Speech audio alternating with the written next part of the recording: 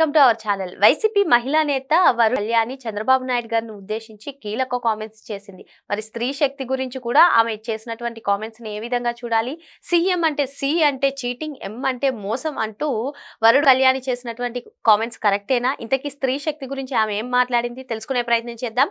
దీన్ని విశ్లేషించడానికి మనతో పాటుగా ఉన్నారు సోషల్ యాక్టివిస్ట్ శ్రీలీల గారు. నమస్తే మేడం. నమస్తే అమ్మా.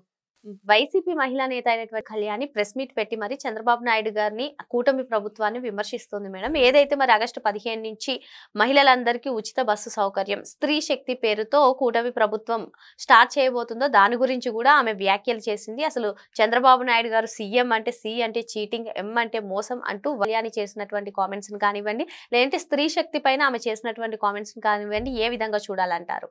ఇక్కడ వైఎస్ఆర్సీపీ పార్టీ మహిళలు కానివ్వండి, మహిళా నేతలు కానివ్వండి, ఫస్ట్ వాళ్ళు ప్రెస్ మీట్ పెట్టి కూటమి ప్రభుత్వాన్ని ఏదైనా క్వశ్చన్ చేసేటప్పుడు ఆవిడ ఒక మాట అంటుంది, నేను అడిగే వాటికి ఆన్సర్ చేయండి ఫస్ట్ ఎవరైనా సరే అని మాట్లాడుతుంది. ఆన్సర్ చేస్తాం, ఫస్ట్ మేము కూడా కొన్ని క్వశ్చన్స్ ఉన్నాయి రెడీ చేసుకొని పెట్టుకున్నాము, వాటికి మీరు ఆన్సర్ చేస్తే, ఎందుకంటే 5 సంవత్సరాలు పరిపాలన చేసి వెళ్ళారు కదా, 151 స్థానాల నుంచి ఈ రోజున 11కు పరిమితం అవటానికి గల కారణాలు ఏంటి, అస్సలు జగన్మోహన్ రెడ్డి మహిళలకు చేసింది ఏంటి, ఒక్కసారి మనం మాట్లాడుకున్న తర్వాత వరుణ్ కళ్యాణి గారు ఎందుకు ఆ విధంగా మాట్లాడుతున్నారో, మరి ఇప్పుడు మనం అడిగే క్వశ్చన్స్కి ఆవిడ సమాధానం చెప్తే ఆవిడ ఇంకా క్వశ్చన్ ఉండవు, ఇప్పుడు ఏదో క్వశ్చన్స్ వేస్తాను నేను సమాధానం చెప్పండి అంటుంది కదా, మరి ఇప్పుడు మనం ఏదైనా క్వశ్చన్స్ ఇప్పుడు అడిగబోయే క్వశ్చన్స్కి ఆవిడ దగ్గర ఇంకా నో మోర్ క్వశ్చన్స్ అనమాట. ఇప్పుడు ఒకటేంటంటే జగన్మోహన్ రెడ్డి సొంత చెల్లిని తల్లిని కోర్టుకి ఎందుకు ఇచ్చాడు, మరి ఆవిడ అన్న వదిలిన బాణంగా మరి రాష్ట్రం అంతా పర్యటన చేసి కాళ్ళు అరిగేలా తిరిగి అన్నను జైలు నుంచి తెప్పించి అధికారంలో కూర్చోబెడితే ఎడంకాలతో తన్నినట్టు తన్నాడు చెల్లిని. ఈ రోజున ఆవిడ కన్నీటి పర్యంతం, ఎందుకంటే ఇక్కడ ఆవిడ బయటికి పంపించినా పర్లేదు కానీ, ఆస్తుల్లో గొడవలు పడ్డా పర్లేదు కానీ, క్యారెక్టర్ అసాసినేషన్ చేయటం, చీర కట్టుకొని పసుపు చీరల మీద కూడా కామెంట్స్, ఎంత చీప్గా బిహేవ్ చేశాడు జగన్మోహన్ రెడ్డి. ఆవిడ చీర గురించి, ఆవిడ క్యారెక్టర్ గురించి, నారా చంద్రబాబు నాయుడు గారి దగ్గర మోకరిల్లిందన్న పిచ్చి పిచ్చి వాగుడు గురించి, రాజశేఖర్ రెడ్డి రక్తమే కాదని చెప్పేసి, అంటే ఏంటి ఆ మాటకు అర్థం, అంటే నీ తల్లి క్యారెక్టర్ అసాసినేషన్ చేసినట్లేగా నువ్వు అక్కడ. ఇంత ఘోరంగా దిగజారిపోయి మీరు, మరి ఇంకొక వైపు చూస్తే బాబాయ్ కూతురు సునీత, మరి ఆవిడ పరిస్థితి ఏంటి, ఈ రోజున కన్న తండ్రి జయంతి అయినా కూడా ఊర్లో అడుగు పెట్టాలంటే ఆవిడ తల్లి గజగజ వణికిపోతుంది పాపం.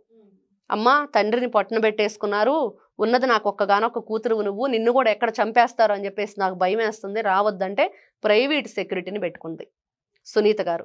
మరి ఆవిడని ఏం చేశారు, బాబాయిని చంపేసి మరి రక్తపు వాంతులు అన్నారు, గుండెపోటు అన్నారు, మరి ఆయన మీద కూడా చనిపోయిన వ్యక్తి మీద కూడా వేరే మహిళతో అక్రమ సంబంధం అంటగట్టారు. ఆయనకు ఒక కొడుకున్నాడని వాళ్ళు చంపేశారని చెప్పి నీచాతి నీచంగా నోటికి ఇష్టం వచ్చినట్లు రాసేశారు. మరి మళ్ళీ ఇవన్నీ కూడా ఈ పాచికల పారక ఇంకా స్వయంగా తిరిగి ఎటువైపు వాళ్ళు గురిపెట్టారంటే సునీత గారి వైపే గురిపెట్టేశాడు. పక్కన నుంచోబెట్టి నిలబెట్టి ప్రెస్ మీట్ పెట్టి అతను చెప్పింది ఏంటి, నారా చంద్రబాబు నాయుడు ఆధ్వర్యంలోనే జరిగిందని మాట్లాడిన మాటలు ఆవిడ కూడా చెప్తుంది, నిన్న ప్రెస్ మీట్లో నేను నమ్మేశాను అని. మరి ఈ రోజున ఎగిరెగిరి పడుతున్న సతీష్ రెడ్డి, ఆదినారాయణ, అదేవిధంగా బీటెక్ రవి, వీళ్ళ పేర్లు రాసుకొని వచ్చి దీని మీద సంతకం పెట్టు, వీళ్ళే మీ నాన్నకు చావు కారణం అని చెప్పి జగన్మోహన్ రెడ్డి వాళ్ళు అడిగారంట ఆవిడ్ని, నేను చెప్తుంది. మరి ఈ రోజున అదే చెల్లిని మళ్ళీ అందరి మీద నువ్వు ఎన్ని రకాలుగా మారుస్తారు, ఎంతమంది చంపేస్తారు ఒక మనిషిని, ఎన్నిసార్లు చచ్చిన పావుని మళ్ళీ మళ్ళీ చంపుతున్నారంటారు, అట్లా ఉంది వీళ్ళది ఆవిడ. కానీ వైసీపీ హయాంలోనే మహిళలకు సాధికారత కానివ్వండి, లేదంటే మహిళలకు గౌరవం ఇవ్వడం కానివ్వండి జరిగింది అని చెప్పి వరుడు. ఎలాంటి గౌరవం దక్కిందంటే దాదాపుగా 30,000 మంది ఆడపిల్లలకి తాళిబొట్లు తెచ్చిన ఘనత మాత్రం జగన్మోహన్ రెడ్డికి దక్కింది. ఎందుకంటే విషాన్ని తాగిచ్చాడు కదా. ఆంధ్ర రాష్ట్ర అందరూ కూడా ఎంతమంది ఈ రోజున అభాగ్యులైపోయారు, 30 లక్షల మంది ఈ రోజున అనారోగ్యం బారిన పడి వాళ్ళు అటు ఇటుగా మంచంలో పడిపోయి పాపం, ఎక్కడ కిడ్నీలు పనిచేయట్లేదు, ఊపిరితిత్తులు పనిచేయట్లేదు, బ్రెయిన్కు సంబంధించిన నర్వస్ సిస్టమ్ పనిచేయట్లేదు. మరి ఇంటి మహిళ పరిస్థితి ఏంటి, బిడ్డలను పోషించుకోవాలి, బిడ్డలతో పాటు భర్తను చూసుకోవాలి, అత్తమామలు చూసుకోవాలి.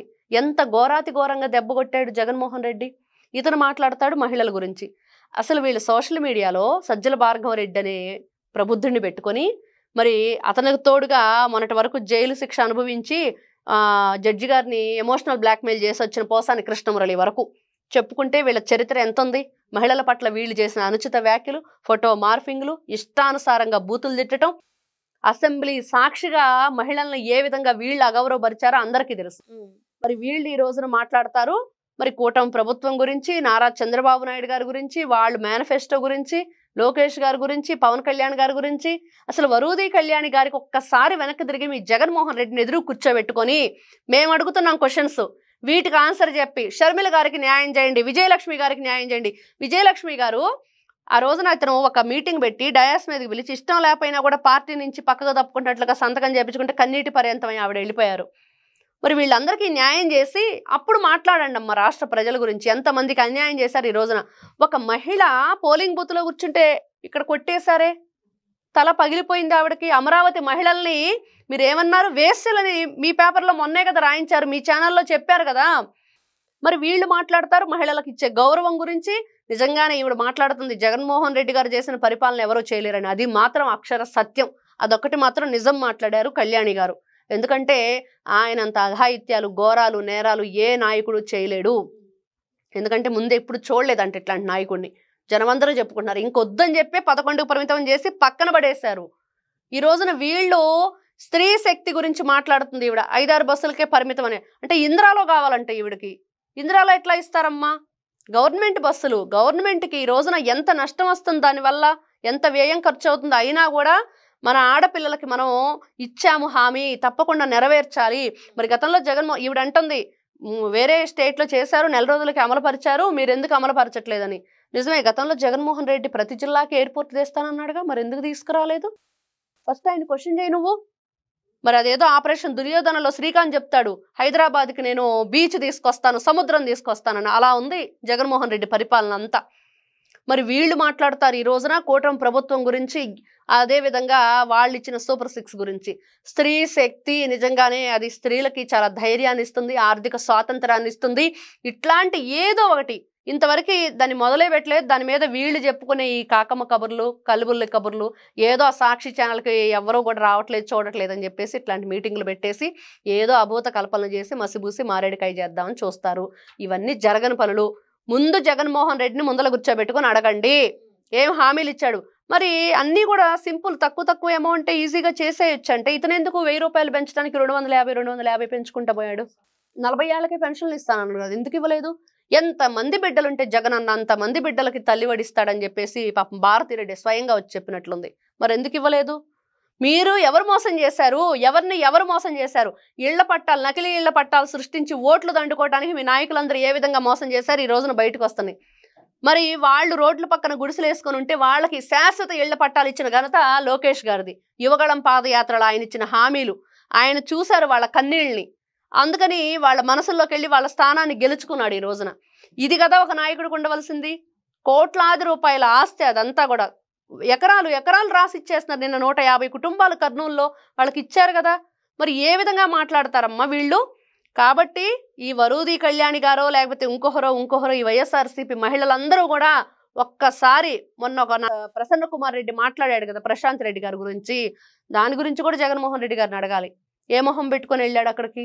వాళ్ళ తల్లి గురించి ఎవరో నిన్న ఒక వీడియో చేశారు, వాళ్ళ తల్లితో మాట్లాడే వీడియో. ఏమని మాట్లాడుతున్నాడంటే, అబ్బా నీ కొడుకు చాలా మంచివాడు, బాగా తిట్టాడు, నేను మంచి సర్టిఫికెట్ ఇచ్చేస్తున్నాను, ఈసారి మినిస్టర్ ఇచ్చేస్తాను, ఇంత గొప్పగా తిట్టాలి మహిళలను అని చెప్పేసి. అలా ఉంది. అంటే జగన్మోహన్ రెడ్డి మహిళల్ని ఏ విధంగా దూషించమని ప్రోత్సహించాడో అందరికీ తెలుసు. కాబట్టి ఎవరైతే వరూది కళ్యాణి గారు మాట్లాడుతున్నారో, మీరు మాట్లాడే మాటలకి ముందుగా ఒక్కసారి చీఫ్ మినిస్టర్ అంటే చీటింగ్, మోసం అని చెప్పేసి ఏదో రైమింగ్ వర్డ్స్ 4 పట్టుకొని వచ్చేసి చదివేస్తుంది ఆవిడ. అన్ని రైమింగ్ వర్డ్సే ఉన్నాయి దాంట్లో. మరి ఎవరిచ్చారో స్క్రిప్ట్ తెలియదు, కానీ ఈ మధ్యకాలంలో ఆవిడ అన్ని మీటింగులు చూస్తే అంత రైమింగ్ వర్డ్స్ వస్తున్నాయి అనమాట.